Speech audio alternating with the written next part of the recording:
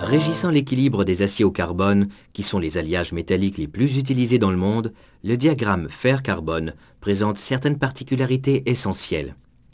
Dans la partie utile du diagramme, qui couvre la gamme de composition de ces aciers et qui s'étend de 0 à 1,2% maximum de carbone, on remarque tout d'abord que le fer pur présente un changement allotropique à 910 degrés Celsius.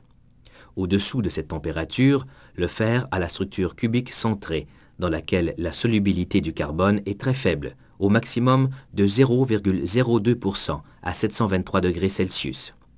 C'est le domaine de la phase alpha, appelée la ferrite. Au-dessus de 910 degrés Celsius, le fer cristallise selon la structure cubique à face centrée, qui tolère beaucoup plus de carbone en solution solide, la solubilité maximale y étant égale à 2,1% à 1147 degrés Celsius. C'est le domaine de la phase gamma, appelée l'austénite.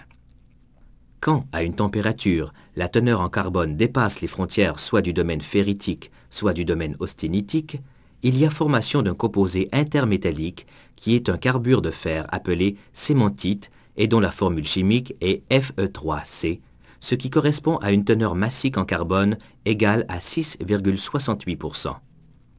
La grande différence de solubilité du carbone dans la ferrite et dans l'austénite entraîne l'existence d'une réaction eutectoïde.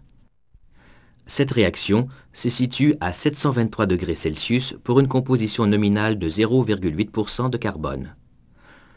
Au cours de son refroidissement à l'équilibre, une austénite contenant 0,8% de carbone se décompose à la température constante de 723 degrés Celsius en deux phases solides. La ferrite, très pauvre en carbone, et la cémentite, riche en carbone. Le mélange intime de ces deux phases est le constituant appelé perlite. Les caractéristiques de la réaction eutectoïde sont présentées à la page suivante.